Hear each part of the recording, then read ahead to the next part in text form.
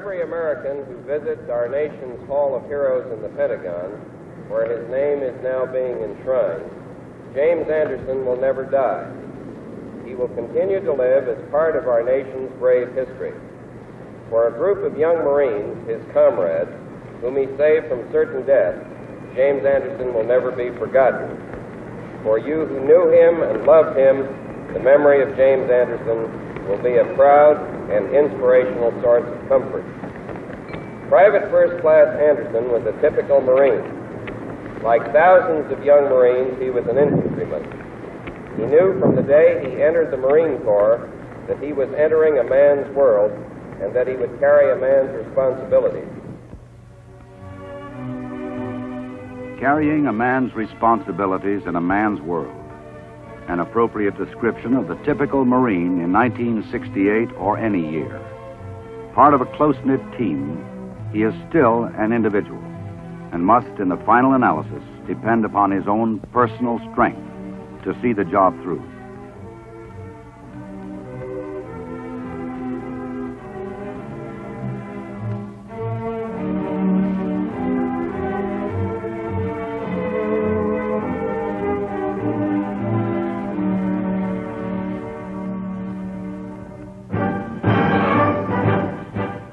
January, and the new Commandant of the Marine Corps arrives in Vietnam, just 2 days after taking office.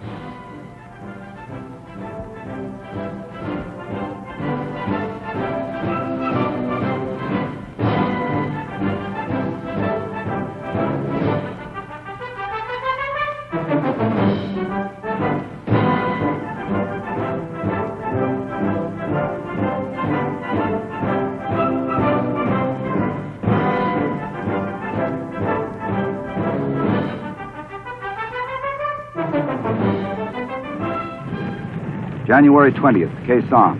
The enemy launches a determined major assault to overrun the area. The 26 Marines and the South Vietnamese troops say nothing doing, no matter how tough the going, and they give as good as they get.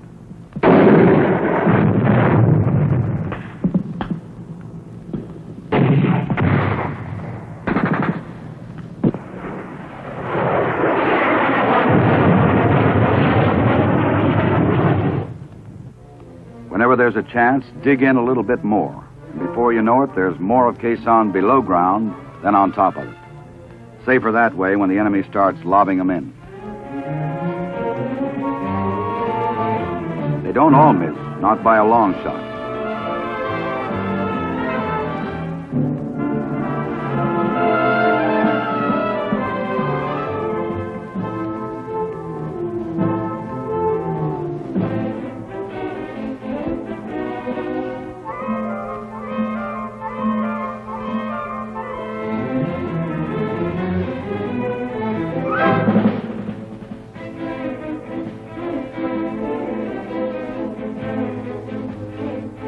Casualties are soon on their way to a hospital via medevac. Air support is tremendous, almost around the clock. And the Marine in the trenches of Khe Sanh knows his buddies up in the sky are doing everything possible to ease his situation. Add long-range aerial support day and night, and Khe Sanh holds out week after week for 77 days in the face of the numerically superior enemy forces. Aerial resupply is the only way to get the necessary cargoes of guns, ammunition, and food into Khe Sanh. And day after day, aircraft load up in Da Nang, take off on mission after mission. It's no picnic. Heavy enemy artillery fire makes every landing a game of chance, and some of the planes don't make it. But they come rolling in because the Marines in the trenches need the supplies. Cargoes are unloaded in seconds, and the aircraft barely stop rolling.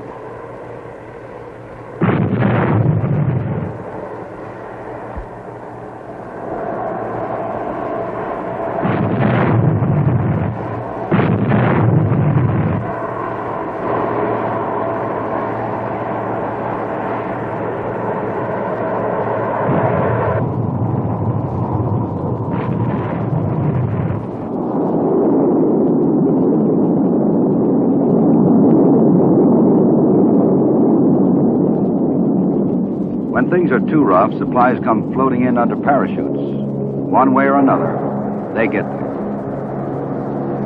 Just 10 days after the initial assault, and while intensifying the pressure on Khe Sanh, the enemy launches his wide-ranging Tet offensive. For the Marines, this means Hue City.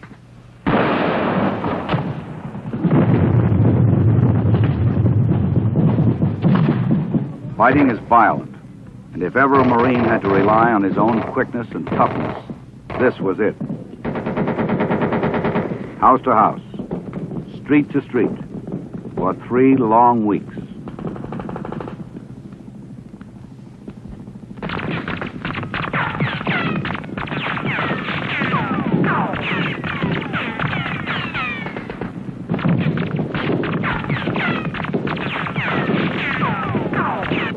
Casualties are heavy in the house-to-house fighting, and the enemy resistance is stiff. After the first day, Marines own just 2 blocks of the city. 2 blocks. And the price is dear. As the days wear on, progress is made on both sides of the river. Good communications are vital in this kind of operation. And decisions are made from minute to minute. Bad weather curtails air support missions most of the time, but whenever there is a slight lift, the planes pour it on.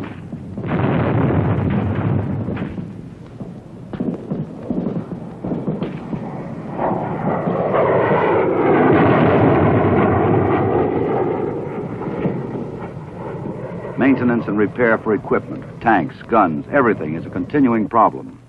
But the job gets done, on time. And the Marines in the streets get their resupply on schedule. Troops and supplies move up the river to join the battle for Hue. Fighting rages on both sides of the river.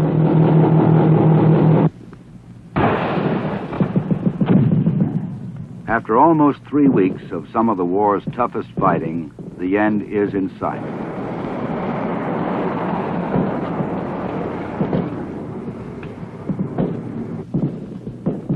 On the north side of the river, the enemy's position begins to crumble. Marines, along with the South Vietnamese Army, Marine, and Ranger units, move into the Imperial Palace.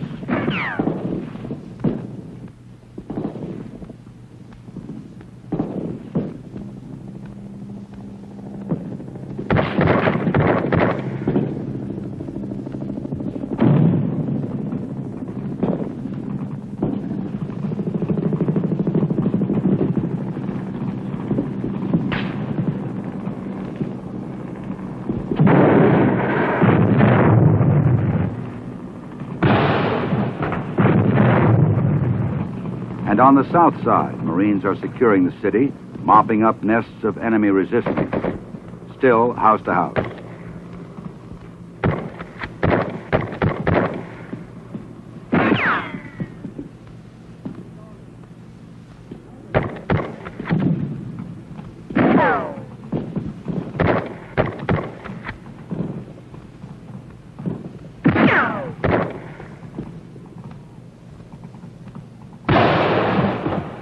Finally, the job is finished. 25 days of heavy fighting. Enemy losses in the thousands. And each Marine knows he's been a part of a historic battle. Knows he rates the traditional, well done. But Khe Sanh is still under siege. The Tet offensive is still underway. And more troops may be needed.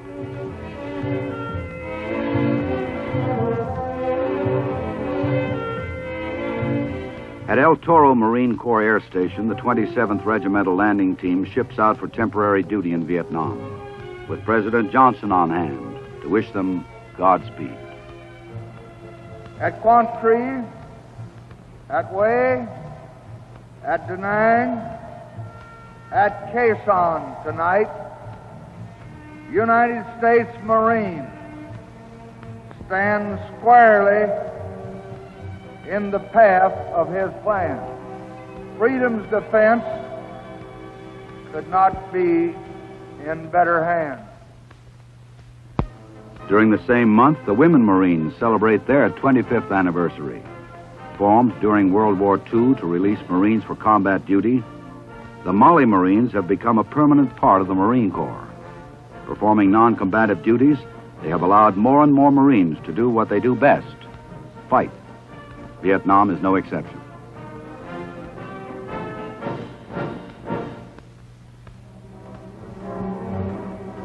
In March, elements of the 6th Fleet in the Mediterranean conduct an amphibious landing exercise in Corsica, one of several comprehensive training missions held during the year. Another major operation was held in the Caribbean with the Royal Netherlands Marines. Assault landings, the primary mission of the Marines. Continuous training to ensure quick reaction should something happen in addition to Vietnam.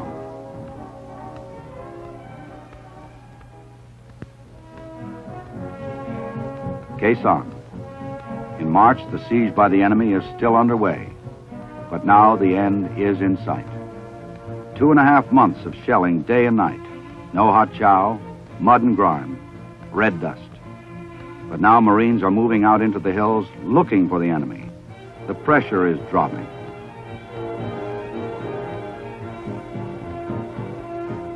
Time to read letters. A month earlier, you might have carried a letter 2 or 3 days before getting a chance to read it. Time to clean up the mess from a hit on the ammunition dump. Time to start getting back in shape.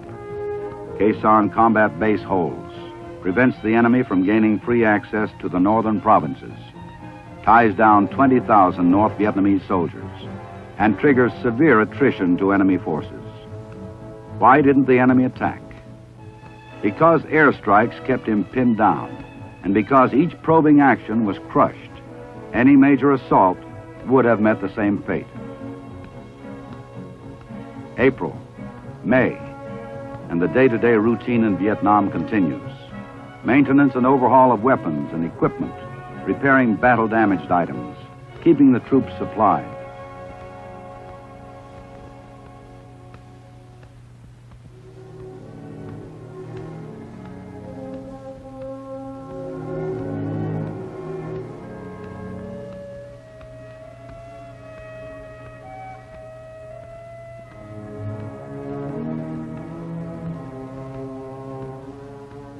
The patrols.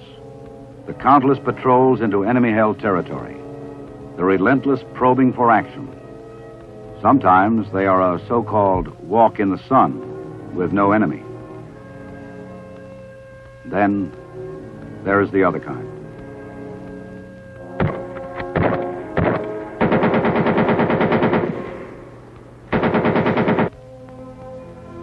The Marines have time for more than combat action. They are continuing psychological operations designed to weaken the enemy and strengthen local influence. For example, the plastic balls and pens given away to villagers carry a message to enemy soldiers to stop fighting and join the South Vietnamese. Offer rewards for disclosing the location of caches of weapons and ammunition.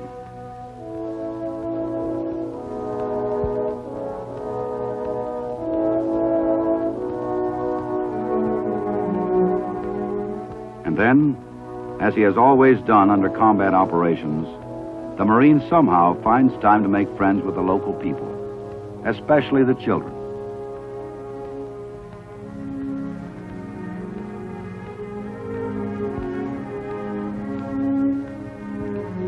It's not just in the cities, but right out in the villages. For example, vaccine may be made available for cattle, but at the same time, Marines show villagers how to administer it, how often. Other programs supported by the Marine Civic Action Fund include vocational training programs in the cities, job placement assistance.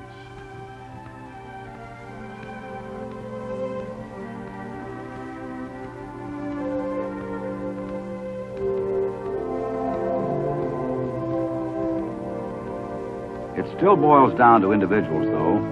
One Marine befriending one Vietnamese. And no one will ever know how many sick children and adults are treated. There's always time, even during combat operations. June 1968. Khe Sanh is deactivated and the fortifications and equipment destroyed to prevent enemy usage. The end of a story. One of the few times in the history of the Corps that Marines have been called upon to defend a site. In Hawaii, the end to another Marine Corps story. General Krulak retires, and General Buse takes over as Commanding General, Fleet Marine Force Pacific.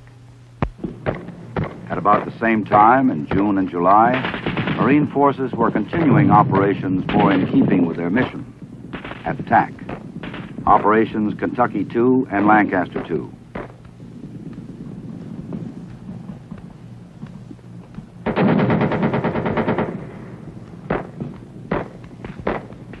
As always, air support is close at hand and on target, thanks to the air controllers and spotter planes. A new Marine aircraft makes its debut in Vietnam in 1968, the OV-10A Bronco. Primarily a spotter plane for airstrikes and artillery support, the Bronco is faster and less vulnerable to ground fire due to its slim silhouette. Close air support, a vital facet of almost every mission.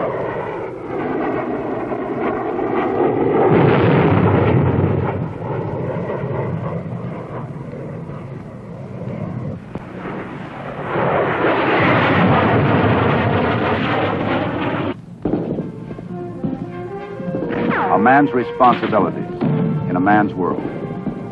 The Marine accepts them, and sometimes the cost is great. The results of the small patrols that are so much a part of the Vietnam War. Sometimes prisoners are captured, or in many cases they defect from their units. A continuing reward is the discovery of stockpiles of enemy arms, ammunition. Many times stores of food and rice used to feed infiltrating troops.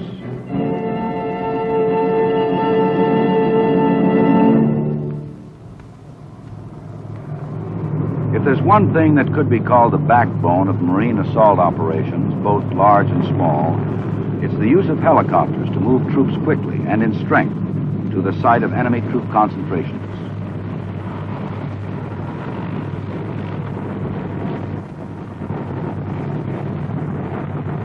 Reaction time is almost immediate, and the element of surprise adds effectiveness to each mission. Once the landing zone is reached and the enemy has decided to engage the Marines, the battle is on.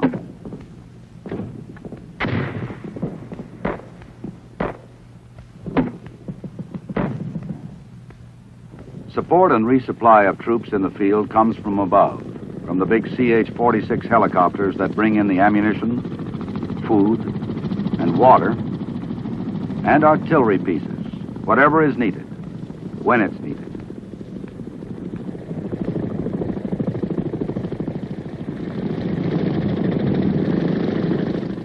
These same helicopters furnish a quick means of transporting the wounded to base hospitals on their return flights.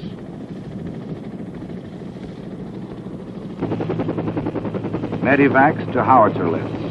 The CH-53 is a fantastic workhorse. But what about acrobatics? The blueprints say no. But a Marine and a Sikorsky pilot say yes. And over she goes in maneuvers over Long Island Sound.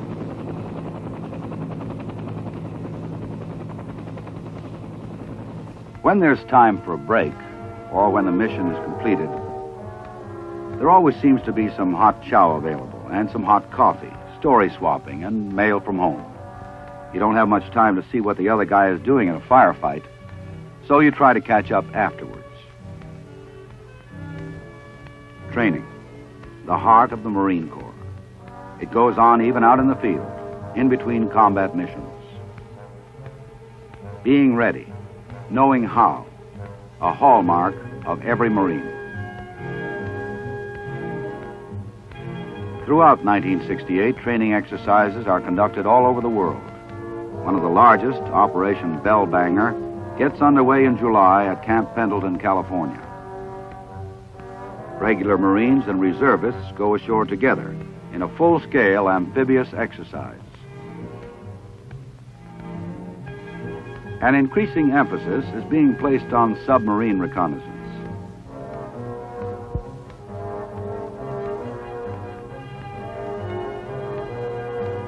and special teams are popping up in training exercises all over the world. They remember the 50th anniversary of Marines fighting in France during World War I.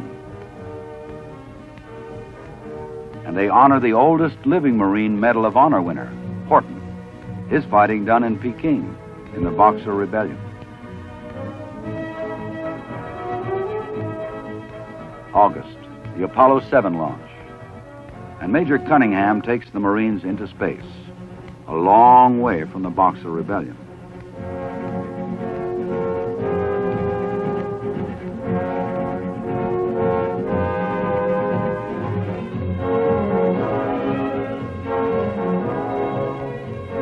Later in the same month, the Commandant of the Marine Corps travels to Camp Lejeune to dedicate the new Force Troops Complex. A modern concept in living quarters, it will serve as a pattern for other barracks at bases all over the country.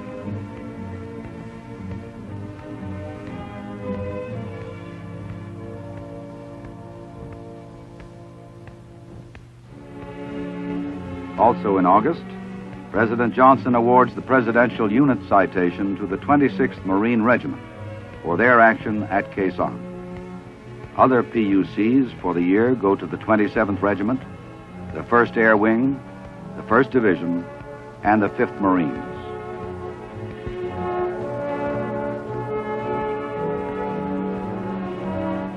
A lot of Marines, each one doing a man's job in a man's world.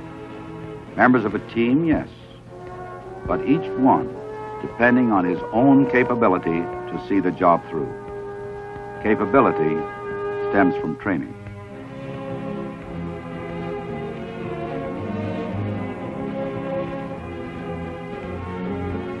At Vieques, off the coast of Puerto Rico, artillery firing exercises go on month in, month out, night and day. September. Operation Swift Play 2, Scotland 2, and the Marines are still in there doing their job, pushing the enemy further and further back.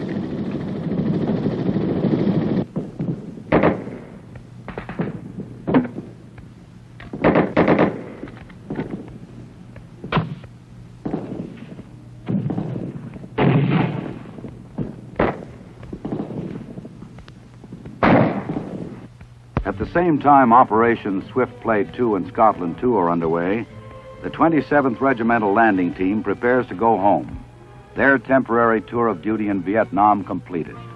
A job well done. The Marines are on the move, enemy action reduced, and the 27th can be released for other duty.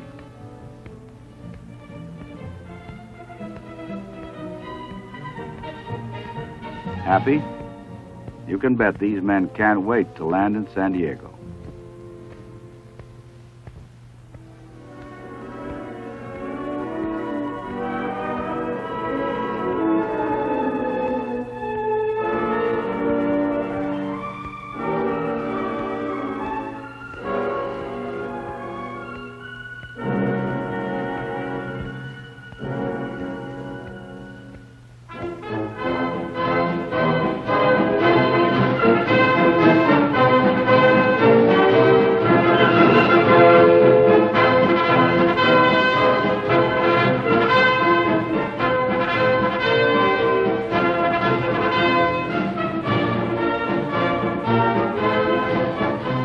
Marines have marched down a lot of streets in a lot of cities, but the welcome in San Diego for these Vietnam veterans is about as rousing as any to date.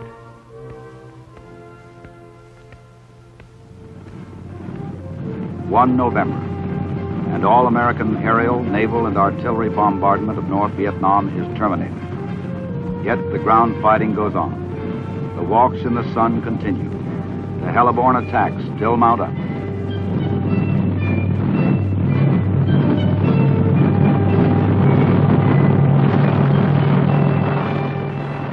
November, the 193rd anniversary of the Marine Corps.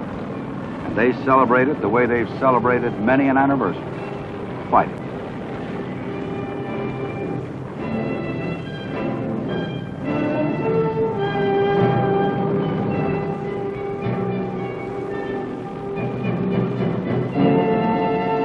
later, Operation Meade River kicks off, the largest Marine combat helicopter effort in history. 3,500 Leathernecks airlifted into some 47 different landing sites to encircle a large enemy contingent.